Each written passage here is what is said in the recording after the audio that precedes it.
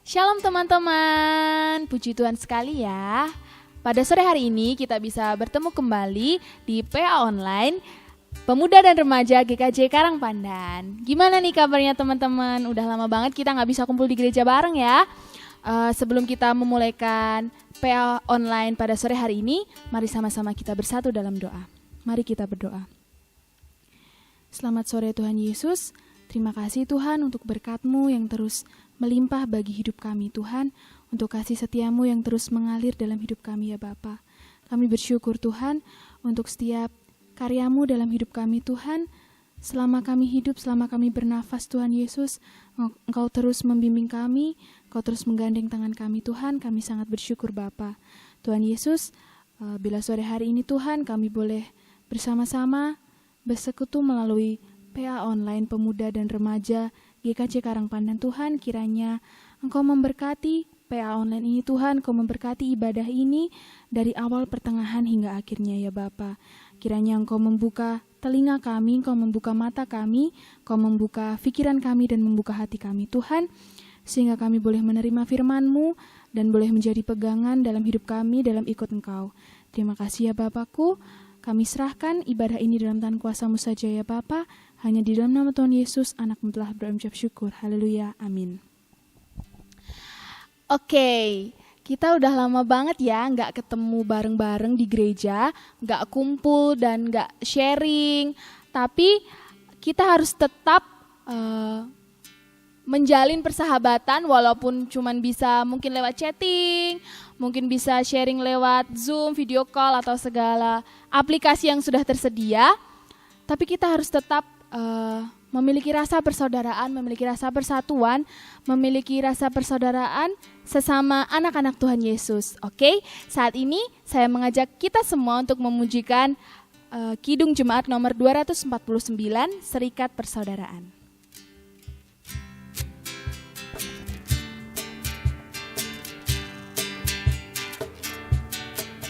Serikat persaudaraan, berdirilah teguh, sempurnakan persatuan di dalam Tuhan-Mu.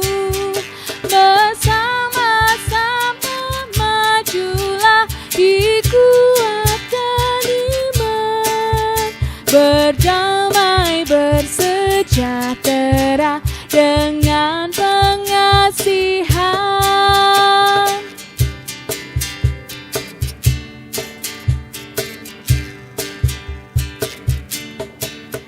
Dan masing-masing kamu pun diberi anugerah, supaya kamu bertekun dan rajin bekerja.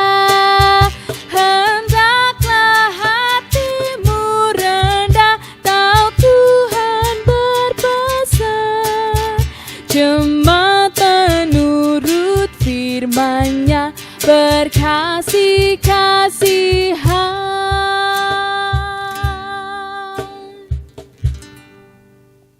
Shalom teman-teman, selamat sore. Bersyukur sekali ya kita bisa berjumpa lagi di dalam PA Online Remaja dan Pemuda GKJ Karangpandan. Nah teman-teman, sebelum kita memulai untuk mendengarkan firman Tuhan, mari kita terlebih dahulu berdoa. Mari kita berdoa. Kami mengucap syukur kepada Tuhan yang sudah menopang kami hari lepas hari, waktu lepas waktu. Terpujilah Engkau Tuhan Allah yang senantiasa ada bersama-sama dengan kami. Dan Tuhan, pada sore hari ini kami bersama hendak mendengarkan kebenaran firman-Mu. Kiranya Tuhan yang memberkati kami. Terima kasih ya Bapa, demi nama Tuhan Yesus Kristus kami berdoa. Amin. Teman-teman, apakah teman-teman sudah pernah melihat film ini? Nah, pasti sebagian besar dari teman-teman sudah pernah melihat ya. Film ini baru-baru ini menjadi viral sekali. Kurang lebih 3 minggu atau 1 bulan ini jadi viral. Nah, film Tile begitu ya. Kemudian di dalam film ini ada lagi nih tokoh yang jadi viral, yakni siapa? Butejo gitu ya, Butejo. Sebenarnya film ini menceritakan tentang apa sih? sedikit ya teman-teman ya. Film ini sebenarnya menceritakan sesuatu yang sederhana. Menceritakan tentang sekelompok ibu-ibu di sebuah desa yang pergi untuk menjenguk bulurahnya yang sedang sakit di rumah sakit.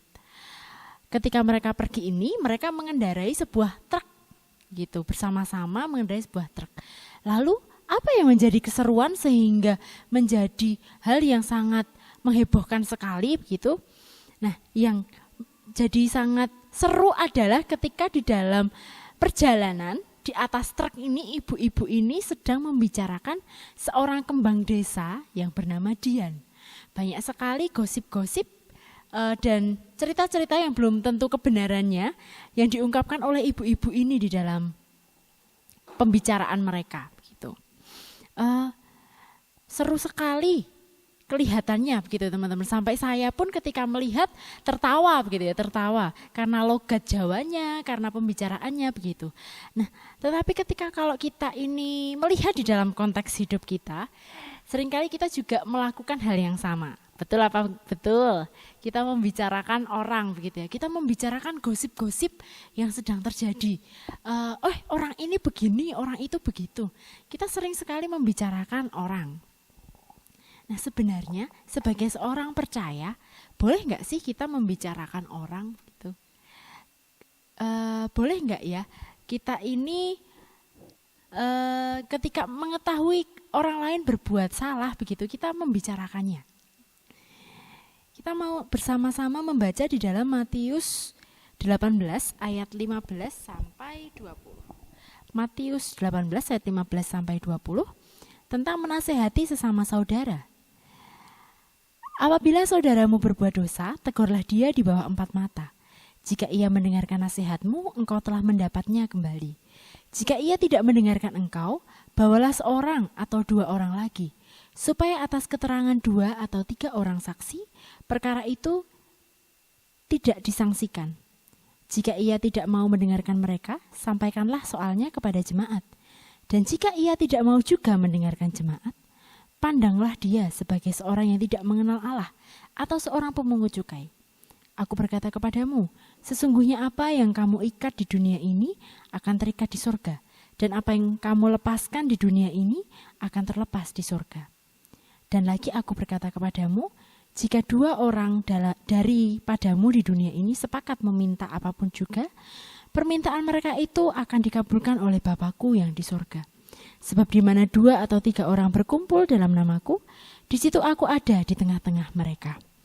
Nah, teman-teman, firman Tuhan ini dengan jelas mengatakan tentang bagaimana apa yang harus kita lakukan ketika kita mengetahui saudara atau teman kita ini berbuat kesalahan. Apakah Tuhan mengatakan untuk menghakiminya? Tidak. Apakah Tuhan mengatakan untuk perbincangkanlah dia di belakang? Tidak juga. Tetapi Tuhan dengan jelas mengatakan bahwa kita harus menegurnya. Kita harus menegurnya. Yang pertama Tuhan mengatakan tegurlah dia di bawah 4 mata. 4 mata berarti bersama dengan dia saja begitu ya. Berarti 2 orang, hati ke hati, heart to heart, berbicara dari hati ke hati. Dan menegur dia, menasehati dia. Supaya apa? Supaya dia menyadari kesalahannya dan bertobat. Kalau dia mendengarkan kita dan menyadari kesalahannya, maka kita mendapatkannya kembali. Namun apabila dia tidak mendengarkan kita, dalam firman ini dikatakan, ajaklah saksi. Gitu. Jadi kita diperkenankan untuk mengajak orang lain begitu. Tetapi tentu saja di dalam hal ini bukan sembarang orang, melainkan orang yang dapat dipercayai, orang yang dapat menjaga rahasia begitu. Dan dengan kesaksian orang ini diharapkan supaya saudara kita, teman kita itu boleh menyadari kesalahannya. Namun apabila dengan bantuan saksi-saksi juga tidak bisa menolongnya, boleh kita untuk mengajak jemaat untuk turut serta, untuk merangkul orang ini untuk kembali lagi, begitu. Jadi gereja diajak bukan untuk mengasingkan seseorang ketika orang itu memiliki kesalahan, tetapi justru merangkul supaya kembali, begitu. Firman Tuhan di sini mengajak kita bersama untuk mendisiplinkan diri, belajar untuk berani berani menyatakan hal yang benar. Ketika kita mengetahui saudara kita, teman kita melakukan hal yang salah, tentu Tuhan mengatakan, kasihilah sesamamu manusia seperti dirimu sendiri. Seperti kita, apabila kita salah, kita juga perlu diingatkan. Maka apabila teman atau saudara kita ini salah, kita juga perlu mengingatkan dengan kasih. Jadi mari kita untuk saling memperhatikan di dalam kasih, juga di dalam hal ini. Kami bersama dengan teman-teman pemuda begitu ya, kita juga mau untuk membuat budaya untuk saling ayo. Kalau ada satu sama lain, kalau kita tahu ada teman kita yang salah, ayo diingatkan gitu. Diingatkan, mari kita mengingatkan, menegur di dalam kasih. Kemudian teman-teman, di dalam hal ini tentu kita jadi sedikit bertanya-tanya begitu ya. Lalu kalau orang itu tadi dikatakan kalau dia tidak juga kembali, kalau dia juga sudah ditegur bersama-sama dengan jemaat tetapi tidak kembali, lalu apa yang harus kita lakukan? Di sini memang dikatakan, pandanglah dia sebagai seorang yang tidak mengenal Allah atau seorang pemungut cukai begitu, seorang yang tidak mengenal Allah. Jadi apabila orang ini sudah berkali-kali ditegur dengan berbagai cara tetapi tetap saja menolak untuk menyadari kesalahannya dan menolak bertobat, mari kita bawa dia kembali. Kita perkenalkan dia secara pribadi kepada Tuhan, supaya kita bisa menyelamatkan jiwanya. Mari tidak bersembunyi-sembunyi di belakang untuk membicarakannya, tetapi justru kita bersatu hati, bersekutu, berdoa bersama untuk mendoakan saudara-saudara kita ini yang tengah ada di dalam jalan yang tidak benar. Karena dikatakan bahwa, dan lagi aku berkata kepadamu, jika 2 orang daripadamu di dunia ini sepakat meminta apapun juga, permintaan mereka itu akan dikabulkan oleh Bapa-Ku yang di surga. Sebab di mana 2 atau 3 orang berkumpul dalam namaku, di situ aku akan ada di tengah-tengah mereka. Mari teman-teman, kita giat untuk berdoa, kita giat untuk saling merangkul satu sama lain untuk membawa saudara-saudara kita bersekutu bersama di dalam Tuhan, bersama-sama untuk menjadi kepunyaan Allah yang melayani Dia. Selamat menjadi agen Tuhan. Tuhan Yesus memberkati. Mari kita bersatu hati kembali di dalam doa. Kami mengucap syukur Tuhan untuk kebenaran firman yang boleh kami terima pada sore hari ini. Tuhan mampukan kami, beri kami keberanian untuk boleh saling menegur satu sama lain dengan kasih di dalam Engkau. Kami menyerahkan seluruh hidup kami dalam tangan kuasa-Mu Tuhan. Kiranya Engkau pakai kami untuk menjadi pewarta yang baik bagi dunia ini. Terima kasih ya Bapa, di nama Tuhan Yesus Kristus kami berdoa. Amin. Puji Tuhan, gimana nih firman-Nya hari ini menyentuh ya teman-teman. Semoga kita tertegur oleh firman Tuhan hari ini dan boleh menjadi rema bagi kehidupan kita. Oke, saat ini saya mengajak kita semua untuk merenungkan kembali firman Tuhan yang tadi telah disampaikan. Mari kita merenungkan apa panggilan hidup Tuhan bagi hidup kita.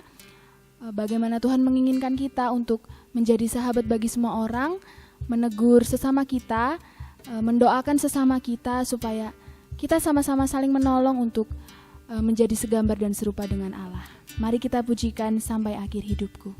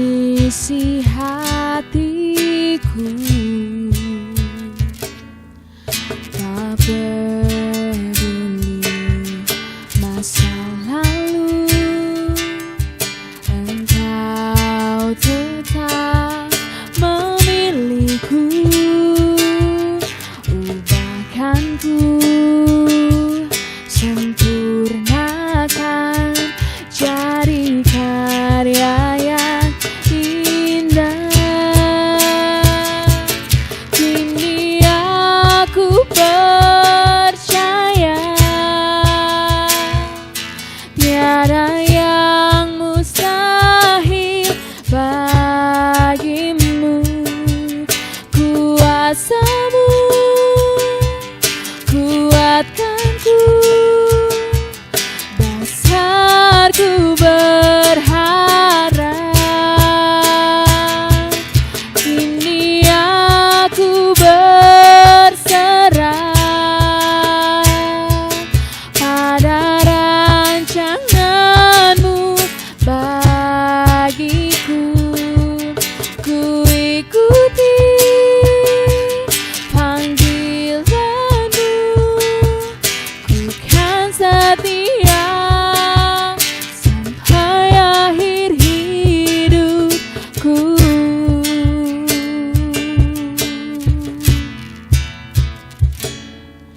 Bapa, Engkau mengenalku lebih dari siapapun. Engkau tahu